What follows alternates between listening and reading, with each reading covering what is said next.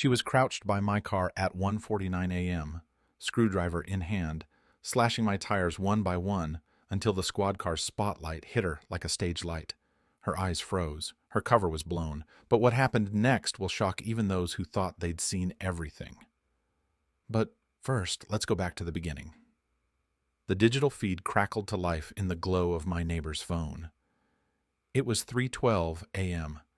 The street, usually still and sterile under the sodium lights, showed a lone figure crossing the cul-de-sac with a canister in one hand and something clutched in the other. Maybe keys, maybe a screwdriver. Her posture was unmistakable, rigid, stiff, like a woman on a mission who'd already justified her actions to herself a dozen times before even stepping outside. Karen McMillan. The footage was grainy, but the outline of her bleached blonde helmet of hair was enough to seal it. She crept to my car like she was navigating a minefield, crouched low and silent. Then the hiss began, short bursts from each tire, quick little stabs like a fox biting out a chicken's throat. The camera caught every second. No mask, no gloves, just Karen, in her trademark pink bathrobe and those ridiculous terrier print slippers. I felt heat rise in my throat as I watched. Not just anger, betrayal. This woman had waved at me just yesterday as I helped an elderly man off a stretcher in front of his house. She called me a credit to the neighborhood. And now this? My heart pounded in my chest. It wasn't just about the inconvenience, though there was plenty of that. Ambulance shifts don't wait for sabotage. It was the way she did it. With purpose. With planning. Like I was the villain in some imagined war on her peaceful street. Like I deserved to be punished. The sticky note was the cherry on top. Smug, handwritten condescension. Maybe now you'll think twice. Think twice about what? Parking legally? Doing my job? Living next to someone who saw HOA regulations as scripture and herself as the high priestess? And the worst part? She knew I wouldn't retaliate. She counted on it. I'm a public servant. I wear a name badge. I respond to heart attacks, overdoses, and car crashes. I give CPR to the same people who flip me off in traffic. Retaliation isn't in my code. It could cost me my job, but that didn't mean I'd let it slide. I pulled my phone out and hit record, pointing it at the ring footage playing on my neighbor's screen, the hiss of the air escaping each tire. Her little victory dance after she finished the last one, her glance up at the sky as if God himself would bless her vengeance. I got it all. Send me the full clip, I asked quietly. My neighbor just nodded, eyes wide, one hand over his mouth. Karen did that? He whispered. I thought she just yelled at kids for sidewalk chalk. I didn't answer. I walked back to my car, the tires fully sunken now, deflated like lungs after a final breath. I crouched next to the front one, brushing my hand over the rubber. It wasn't slashed. She'd used a valve tool. Clean, quiet, and intentional. That was a trick people learned from YouTube videos about harmless tire deflation. Petty, vindictive people who wanted to make a statement without doing real damage. But this was real. She knew I'd be stranded. She knew I worked at the hospital. She wanted me to suffer, but just within the lines, just within the rules, except she crossed a line, a real one, and now I had proof. The moment the spotlight hit her, Karen froze like a deer on black ice, one hand hovering over my front tire, the other gripping that same screwdriver, the silver tip catching the light like a guilty blade. Her robe flared open slightly, revealing a faded t-shirt from a local church bake sale, and plaid pajama pants she'd worn to every HOA meeting for the past 2 years. Her slippers looked damp, her mouth dropped open, but no words came out. For the first time since I'd moved into the neighborhood, she was speechless. Josh stepped out of the cruiser, calm and professional. Ma'am, he said, walking slowly toward her, hand resting on his duty belt, can you explain what you're doing out here at this hour, holding a tool next to someone else's vehicle? Karen stammered. I was just picking up trash. Someone threw a nail. I was being neighborly. He nodded, as if considering her story. With a screwdriver? It's a multi-tool, she snapped, trying to regain some footing, the old tone of superiority crawling back into her voice. And you should be questioning him. He's the one who keeps violating the HOA guidelines. That may be, Josh said, but violating HOA policy doesn't give anyone the right to damage private property, especially not repeatedly, especially not when it could result in a medical professional missing a critical emergency call. Karen's expression twisted. This is outrageous, she spat. You're all taking his side because he plays hero in that uniform of his. He thinks he's above the rules. I stepped into the circle of light then, tired but unwavering. No, Karen, I think I'm trying to save lives while you're out here committing crimes in your terrier slippers. She turned on me like I'd slapped her, eyes wide with fury and something deeper. Shame, maybe, though it vanished quickly. You don't belong in this neighborhood, she hissed. People like you think you're entitled to ignore the structure that keeps a place civil. You mean you, I said. You're the structure. The rules are just your excuse. Josh cut in before the situation escalated. Let's keep it civil. Karen, I need to take a statement. Please hand over the tool. She clutched it for a second longer than she should have.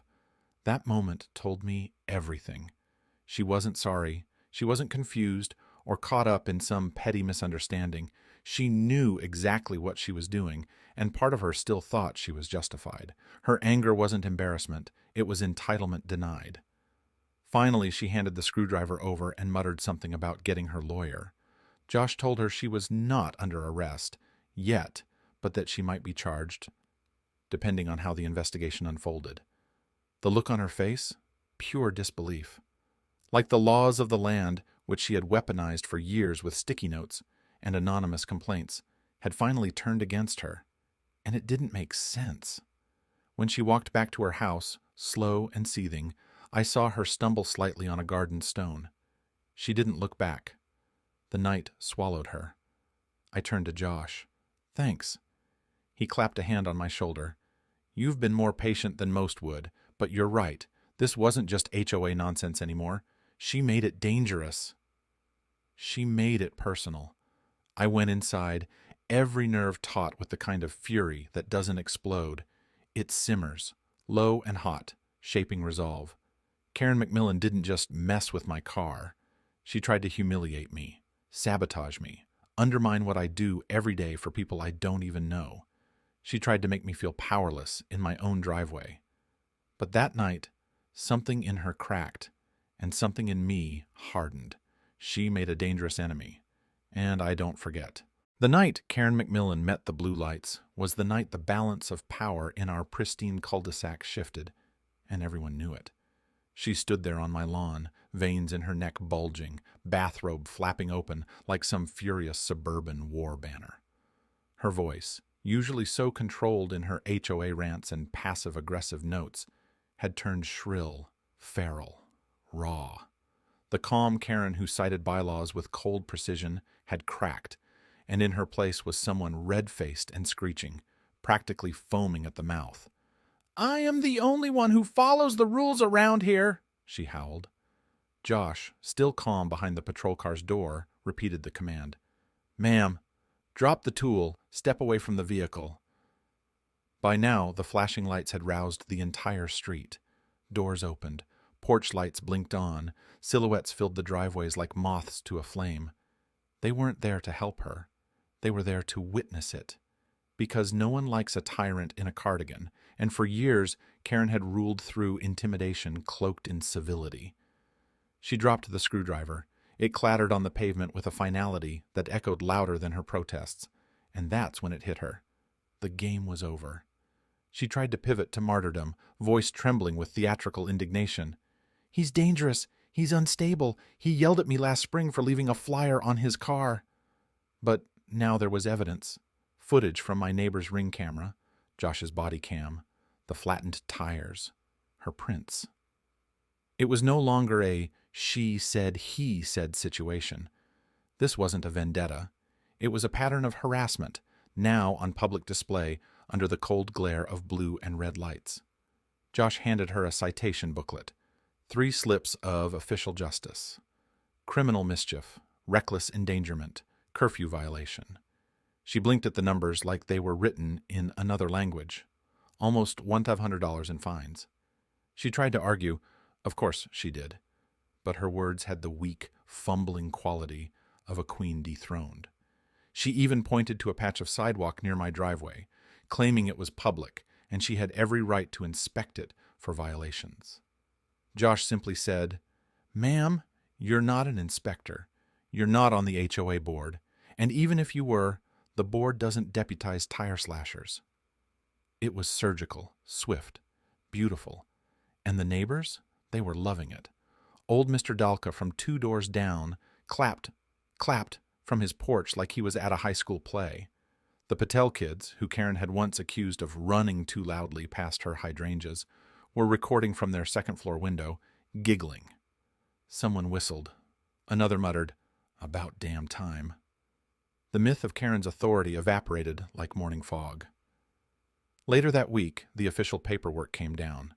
The HOA sent me a letter with more legalese than warmth, but buried inside was the rarest phrase in suburban diplomacy. "We apologize for the misunderstanding and acknowledge that your use of the driveway does not violate current policy." In other words, I won. Even better, they revised the community parking guidelines, probably out of fear of another PR disaster. No more vague warnings, no more gotcha citations, just plain English. If a car is on your driveway, it's not a violation. Karen? She vanished from the daily rhythm of the neighborhood. No more measuring tapes hanging from her hoodie pocket.